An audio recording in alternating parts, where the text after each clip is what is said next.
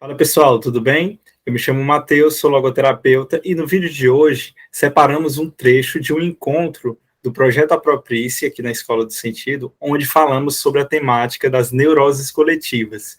Esse assunto e essa fala foi embasada principalmente no livro O Sofrimento Humano, de Viktor Frankl, e em um artigo do professor Ivo Studart. Então, te convido a estar presente, curtir, interagir com a gente e se inscrever também no nosso canal. Acompanhe o vídeo. Vocês já devem ter visto em alguns livros, inclusive introdutórios, esse termo de neurose coletiva. E o que é que significa isso? E aí eu já apontei, né, que não se refere a uma neurose no sentido clínico, a um sentido psicogênico, né, mas sim há uma espécie de metáfora que ele utiliza, né, sendo compreendido como uma neurose no sentido paraclínico, né, que está para além dessas visões, por exemplo, de diagnósticos, de nosologia, dessas questões que eu coloquei, né, de uma neurose no sentido somatogênico, sociogênico, noogênico, psicogênico, mas se referem a essas atitudes, né, eu até deixei de grifar, mas fixem essa ideia aqui, ó, dizem respeito a um conjunto de atitudes doentias que demonstram ganhar alta prevalência e influência social no nosso tempo. Então, são atitudes doentias que se manifestam no social, né, no nosso tempo. Portanto, uma pessoa pode estar, ao mesmo tempo, livre de uma neurose no sentido clínico, ela pode não ter nenhum diagnóstico, ela pode não ter nenhuma expressão que a gente considere ela como uma pessoa doente, né, no sentido clínico, seja por questões de ordem sociológica, psicológica, biológica, mas, ao mesmo tempo, ela pode estar vivenciando e expressando na sua vida atitudes que se referem a isso, que é uma neurose coletiva. Então, tratam-se de atitudes e vivências que desoneram as ações humanas de seu caráter de liberdade e de responsabilidade, tornando-se o homem uma caricatura manipulável, dócil ou apática e apática. Gente, ficou claro essa conceituação, eu acho ela muito importante e que às vezes nos livros se fala sobre elas, mas logo vai para quais são as expressões dela e não para a conceitualização do que são elas ou o que é neurose coletiva.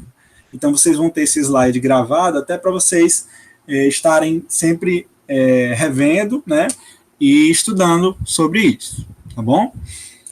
E aí, quais são essas patologias do espírito da época?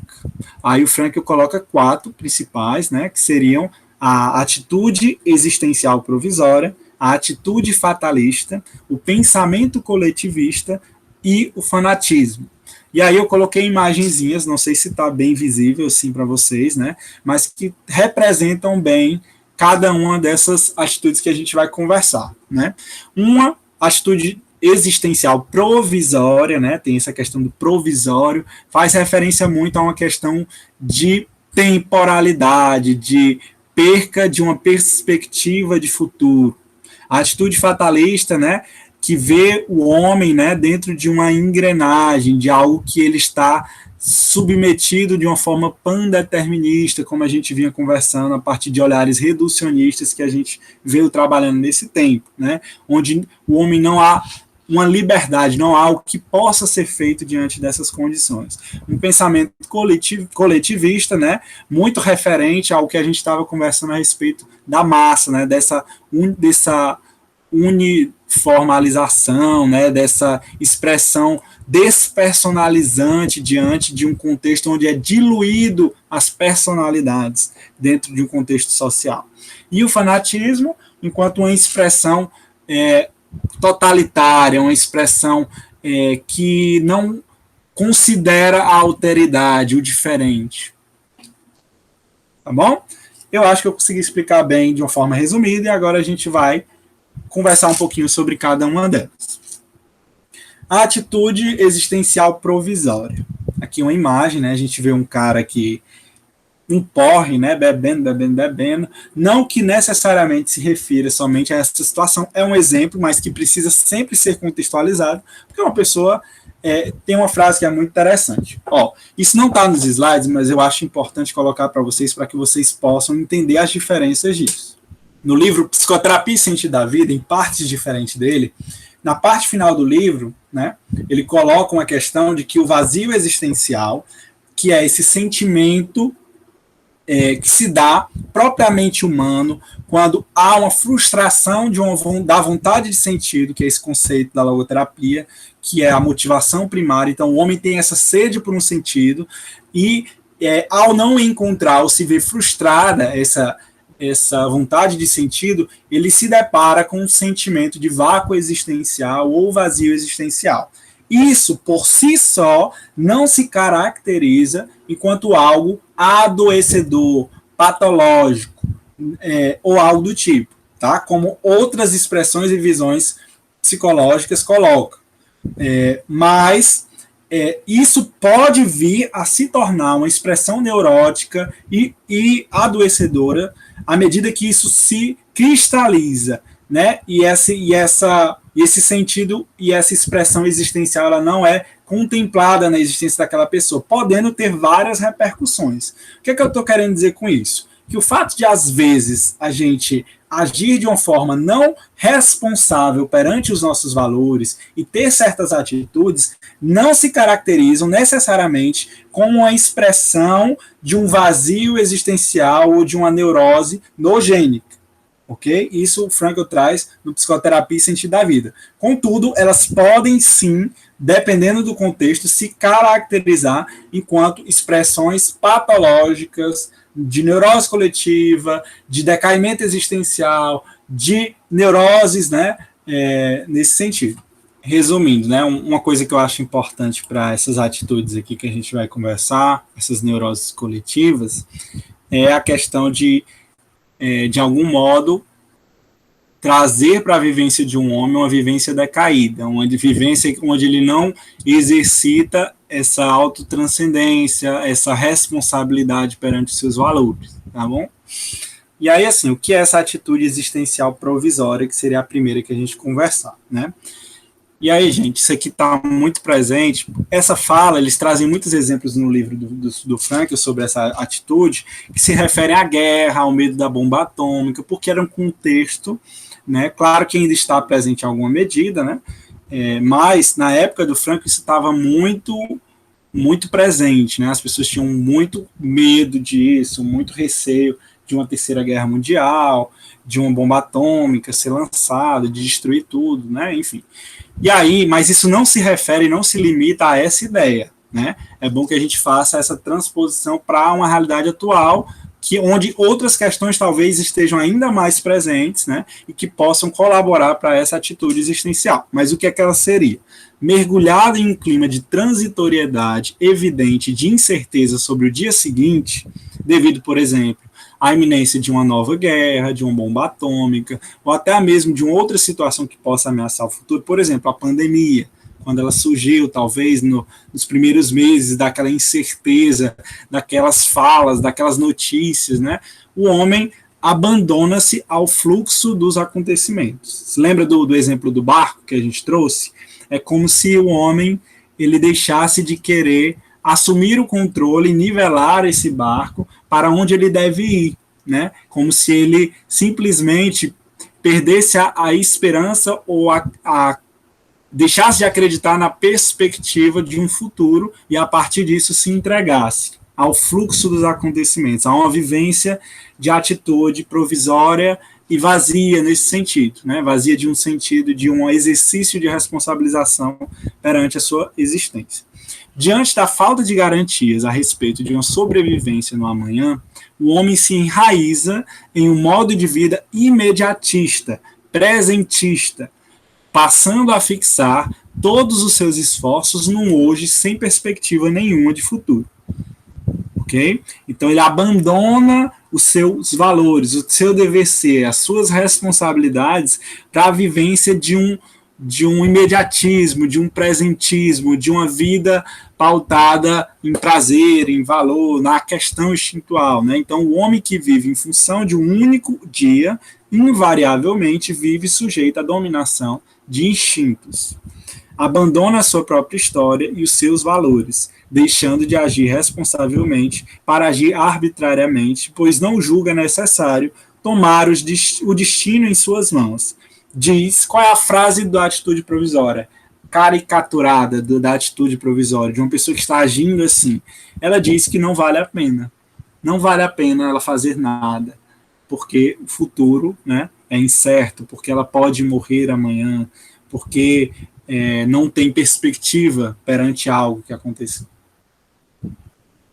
Continuando, né, iremos para a atitude fatalista, que é uma outra expressão dessa neurose coletiva, onde ela trata-se de uma crença muitas vezes promovida ideologicamente, não sempre, mas muitas vezes colocada, ensinada, posta a nós, né, nas mais diversas formas de predeterminação do destino, e aí ela se refere ao quê? A uma ideia de destino selado e inexorável, que faz com que o homem acredite em que tudo já está determinado de antemão, que não importa o que venha a fazer. Então, já que o destino ele está selado, ele é imutável, eu não tenho liberdade perante ele, escolha perante ele, não importa o que eu venha a fazer, né? Não depende dele. E aí, o homem, né, médio dos nossos dias, é possuído por uma supersticiosa crença nos mais variados de poderes do destino, e o niilismo que hoje impera favorece tal inclinação. Como a gente vinha falando, né, no início dessa parte do Homo Pacis. O homem é imbuído dos três principais homunculismos, visões caricaturadas, decaídas e coisificadas do que é o homem, que é o biologismo, o psicologismo e o sociologismo, o que corresponde, respectivamente, a fazer dele, do homem, um autômato, uma máquina, movida por reflexos, por aparelho psíquico, por produtos do sangue, da terra, da hereditariedade, do meio ambiente. Em qualquer um dos casos, uma criatura sem responsabilidade, sem liberdade. E aí qual é a frase do fatalista? Por ele não acreditar que pode tomar o destino em suas mãos, ele fala que não depende dele. Enquanto a atitude provisória, né, ela traz essa ideia de que não vale a pena, porque não terá um futuro, não tem uma perspectiva de futuro, o fatalista diz que não depende dele. Ele acredita que não há liberdade. Que tudo está determinado, pandeterminado, encerrado. Pensamento coletivista. E a gente tem aqui as imagens, né? Eu já falei dessa, essa aqui é uma questão de prisão, estou preso ao meu destino e não há o que ser feito, né? Lembra do mito de Sísifo, né? A gente também tem aqui uma ideia do que a gente vinha conversando sobre massa, né? Todo mundo da mesma cor, pensando a mesma coisa, sem nenhuma diferença entre essas pessoas e nenhuma liberdade para uma existência de um sentido, né? De uma posição diferente, uma expressão singular desse sujeito frente ao social. E esse pensamento coletivista, o que ele seria, né? Caracteriza-se pela despersonalização do indivíduo livre e responsável através da sua diluição na massa indiferenciada, que não pode ser diferenciada, todos são iguais na expressão do seu ser nesse contexto social. Então há uma diluição, sabe o seu in, quando você coloca na água, ele dilui e depois não dá para vê-lo mais, né? O café com leite e açúcar, depois você mistura, né? Foi tudo diluído, foi tudo... virou uma outra, né? Na verdade, eu acho que é melhor o exemplo do seu in, né? Porque não muda nada, fica ali naquela mesma realidade. Some aquilo, né? Aquilo que era a pessoa frente a esse contexto. Nesse caso, a orientação das ações humanas vai sempre no mesmo sentido da desoneração quanto à responsabilidade dele. Isso aqui é muito importante. O indivíduo, dentro de um pensamento coletivista, não se vê mais como alguém que se move através de escolhas pessoais, nem por alguém que seja reconhecido pelas realizações singulares. Então ele deixa de ter mérito, ele deixa de ter culpa frente àquele contexto porque é assumido por a massa que fez, ou ele fez porque tem que ser feito de alguma forma. E aí, gente... continuando, né? O homem que pensa nos modos coletivistas desconhece a própria personalidade. Tendo ela sido diluída nesse contexto coletivo, ele já não mais se reconhece. Ele é absolvido por isso. Ele dissolve-se nela. E aí, exemplos para a gente ficar mais atento, né? O Frankl traz que esse pensamento coletivista ele pôde ser visto bastante na época do nazismo, né? O nacional-socialismo, com seus critérios coletivistas e globais, foi o principal educador do homem rumo ao pensamento coletivista. Bastava ser alemão naquela época para ser considerado como algo positivo por esse pensamento, né? E bastava ser um judeu para ser considerado algo negativo e para gerar um sentimento de culpa, de coisificação, né? De alguém que não era considerado alguém com dignidade, né? E aí, essas pessoas que sofreram toda essa perseguição, no caso dos judeus, né? O Frankl coloca que elas que deveriam ter se curado, né, e se posicionar de uma forma diferente do que foi feita com eles, elas acabaram, pelo contrário, correspondendo à alusão de uma vivência coletiva, um pensamento coletivista através da culpa coletiva, que é algo que o Frankl se posicionou contra, né, onde os judeus, movidos por esse sentimento de vingança, de indignação, de raiva, né, sobre os alemães, eles colocavam essa ideia, né, de que todos eram culpados, independente do que eles fizeram, por serem, de algum modo, associados àquela nação, àquela nacionalidade ou àquela vivência, né, daquele contexto. E aí, para a gente finalizar essa parte do coletivismo, a gente traz uma ideia do que o Ivo traz no artigo dele, que é o Marshall Rosenberg, que é o autor daquela obra Comunicação Não Violenta, muito famosa, né? Ele cita, acho que é no seu livro, essa ideia esse relato, né? De que Adolf, que era o tenente da SS lá na época do nazismo, ele foi feita uma entrevista com ele e foi perguntado se foi difícil para ele mandar milhares de pessoas para a morte, milhares de judeus para a morte. E ele, no seu julgamento, ele diz que não havia sido difícil fazer isso. E aí perguntaram por que não foi difícil. E ele falou por causa desse termo aí, né, que eu não vou pronunciar por não saber qual é a pronúncia certa, mas que se refere a uma linguagem que era utilizada de forma burocrática naquela época por parte deles, né, que se utilizava em âmbito de aparelho de Estado, que tratava-se de uma forma de linguagem que negava a responsabilidade pessoais com jargões do tipo: eu tive que fazer, é a lei, eu estava cumprindo ordens, é a ordenação política.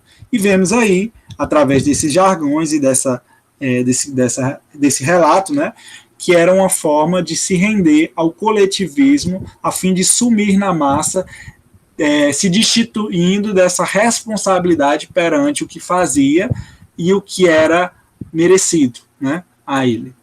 Então, gente, isso aqui é muito importante porque a gente vai ver o quanto pode ter efeitos seríssimos a um contexto social e outros contextos também, né? Essa expressão de uma despersonalização de um movimento massificado, tá bom?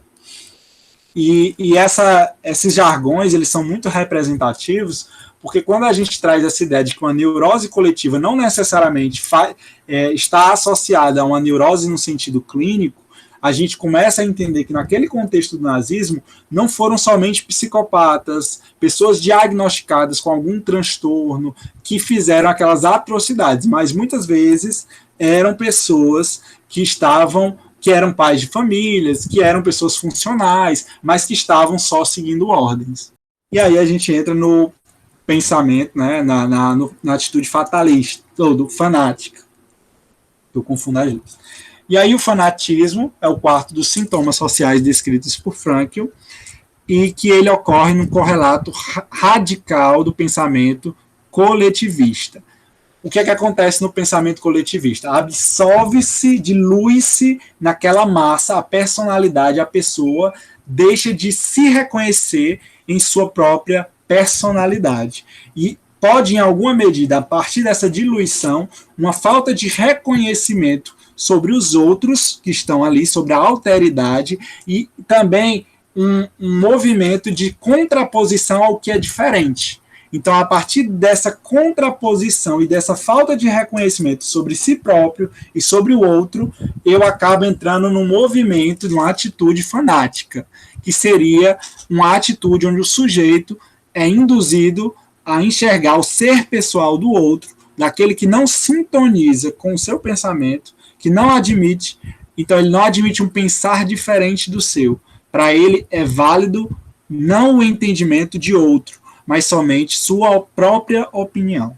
Então há um fechamento e às vezes até um agir autoritário, totalitário, destrutivo, agressivo em relação a um outro que pensa diferente, se expressa diferente de mim. Então o fanático, somente num caso, ele deixa de ignorar a personalidade do outro, quando ele odeia.